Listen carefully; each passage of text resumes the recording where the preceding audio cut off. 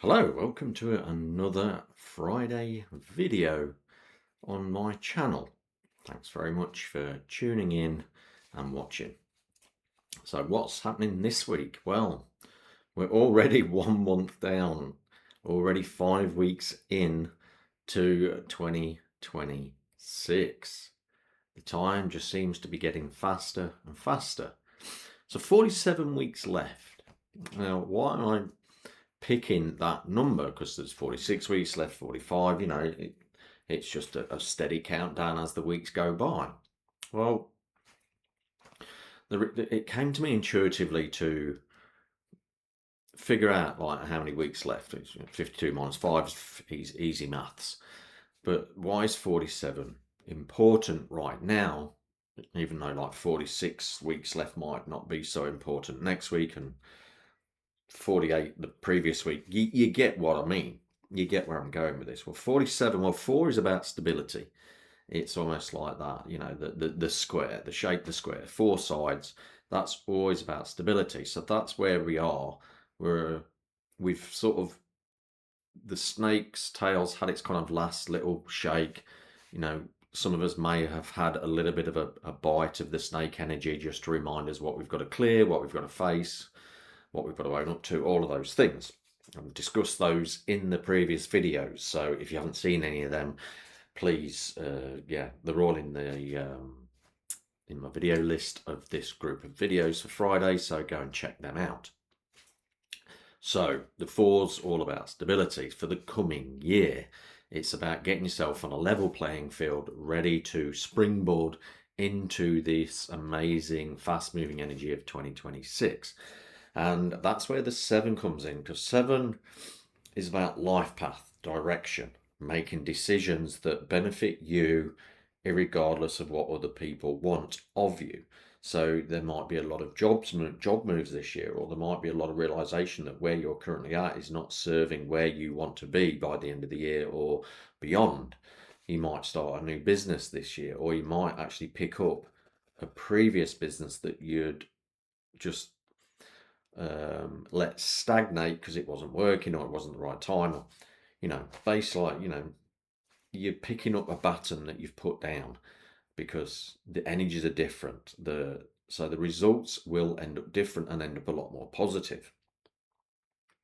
So that's kind of like a brief synopsis of the 4 and the 7. And the other thing as well is 4 plus 7 is 11, which is a master number. So you've got this week especially, you've got this mastery, because this is where the horse energy is really starting to sort of step into the energy, even though it doesn't really kick in for another week or so.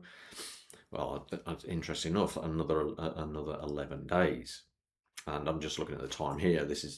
I'll record this just slightly ahead of time, and it's 11 minutes past 1, so it's 111. So there's all this 11 energy circling around as I'm doing this video, which is the synchronicity and mastery, and these are the energies that are going to start just creeping in now. So it's definitely worth being vigilant of external messages from the physical environment that are giving you a heads up that something may be coming. For instance, you might start seeing a lot of moving trucks. If you're seeing just loads and loads and loads more than what you generally see, then that could be a heads up that you may be about to move house, or you may be about to move work. There's some kind of movement coming that's physical and will have a profound effect upon your life. So, and other things as well. So, for instance, I saw this amazing, like, 7-8 inch long praying mantis the other day, and it was just literally on my back door. So, very powerful message that is literally at eye level, and just to say, hey, you need to take notice. Praying mantis, very briefly, is it can be the obvious in that it's time to go within and reflect and sit in the prayer, not necessarily praying religious wise, but sort of in that meditative energy. It also means that if there's an opportunity come, you've got to strike immediately. Praying mantises, they wait, they have the patience, they allow the prey to come to them, and then they strike. So you may have done some work. Praying mantis is about, if you've done some work, then get ready to take the opportunity, because it's fast approaching. Another message I saw yesterday as I was driving into my complex was a little frog right in my path. So again, like you might just see those as random events, but when something's literally in your path that you have to avoid, that's the universe going, look, we're showing you this message. Frog messages take that leap. A very, very obvious message. Well, it was a toad, but but it is that message. It's got emotions to it as well because they're amphibians, so they're both land and water based. So it's about balancing the physical realm with the emotions and take a leap of faith. So again, movement coming. This is going to happen to a lot of people with this transition. As the snake energy ends, the horse energy really starts to kick in and it becomes the ruling energy for the rest of the year. Things are going to start happening rapidly, so expect rapid changes. Don't hesitate, take the opportunities. Even if you're not sure where it's leading, even if you don't think you've asked for an opportunity, if one presents itself and it's a change is as good as a rest. A sidestep often leads you onto a different ladder that progresses you further. You might be at the top of a current ladder and that there's no more growth. So you've got to take a sidestep to move forward. These are all the energies around this year. It's this really exciting, bubbly energy that's really starting to come in and that clear away that whole the tail end, that heavy energy of the snake shedding its final layer of skin. It's kicked off that layer. That layer is now off.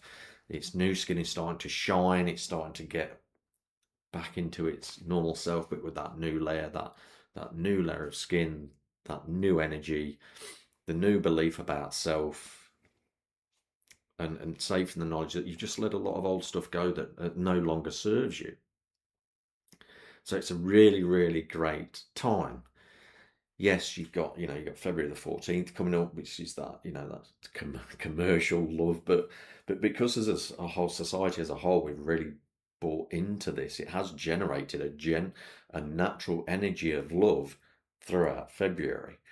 So it is that perfect time to go, right, how can I love myself more this month? What can I do to love myself? If you're single, if you're in a relationship, how can you express that love, or how can you reflect that love back to your partner that they're reflecting back to you? For me personally, you technically don't fall in love with anybody. It's for me, it's almost like you just see the reflection of your own love of yourself in someone else.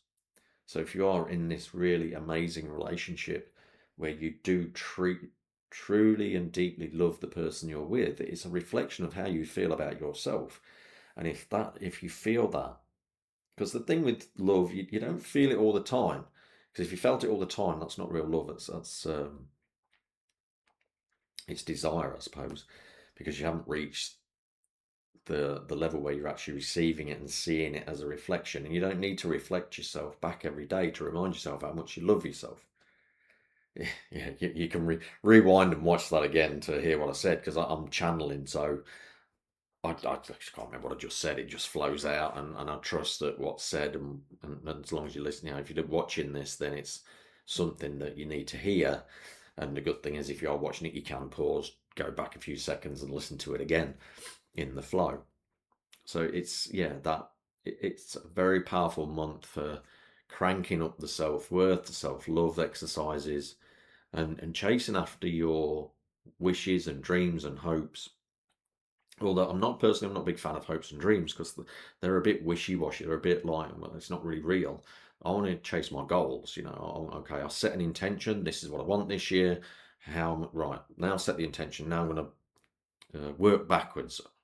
I'm going to deconstruct it and find out where the very, very first step is to get to that goal.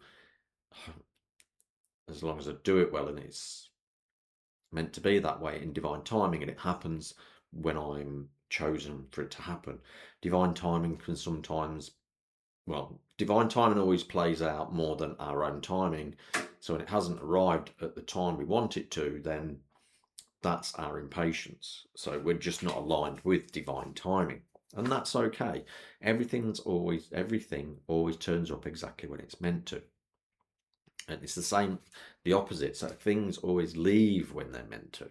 So for those that you can feel an end of a career coming, or an end of a job, or the end of a house where you live in, or even the end of a relationship, all of those, you got to trust those, but don't try and rush it, because if you end it when it's not quite ready to be ended, it's almost like baking a cake. If you take it out a bit early, it's still a bit too moist inside, the cake hasn't set. For those that bake, for those that don't, I'm sure you understand the concept. I'm sure you've cooked something, and if you take it out too early, it's raw, so on and so forth. So this is kind of like where we're at right now. We've got 11 days away from our cake being ready to be taken out the oven. Basically, all the things that we've worked towards manifesting last year and previous to that, where the divine timing is really going to start activating. And even as a global collective, we're going to start seeing this as well. We're going to start seeing reversals of decisions that were not good for society. Whereas, the people that aren't looking after those in power that aren't looking after the people, they're going to have consequences this year in many shapes or forms. So maybe, medical malpractices, that kind of thing, or wrongful arrests, all of those legal things. This would be a good year to pick them up again if they never worked a couple of years ago, or if there was reports that you couldn't find, or all of those kind of arena things. When it comes to the legal world, it's what was hidden is now going to come to light. So a lot of people are not going to enjoy this year, the ones that were taking advantage and doing the wrong things. This is going to be a tough year for them, whereas the people that have been doing the right things, then your time's coming and it's going to be a much better year. So I'm really, really, really looking forward to that. It's going to be an amazing year of the flip of the coin, almost the opposite of how we were locked down a few years ago and all those kinds of things. We're going to get the opposite of that this year. So it's going to be a great year, which I'm so looking forward to. Anyway, leave a comment and let me know how you feel this year is going to be. Let's hear from the watchers, the viewers. I'd love to hear from you about if you've got some insights for 2026, even if they're personal and you're happy to share them. Put them in the comments, and I'll happily read them, and I'll reply. So that's where I'll end it today. I'll see you again next Friday, same time, same place, same altar in the background. Take care. Remember to shine your light. Bye-bye.